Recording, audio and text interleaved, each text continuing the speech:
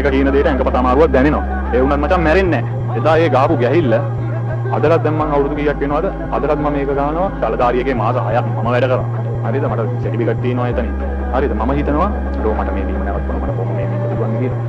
ඒත් මම දැන් මේ සටන් කරන්නේ මචං පොඩු එක නෙමෙයි. මගේ හිතත් එක්ක.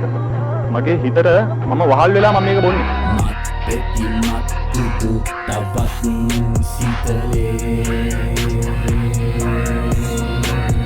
Mak petimat itu tabat sitale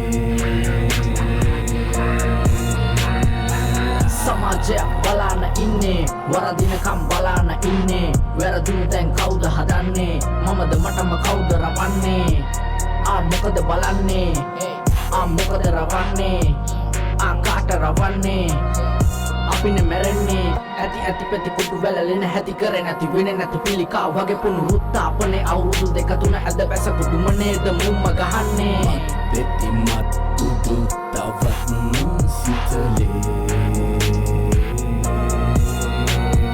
මත් පෙති මත් කුඩු තවත් සිතලේ කාලේ මතකයි මට ඒ කාලය කාලා දාපු ඒ මගේ කාලය මගේ කාලය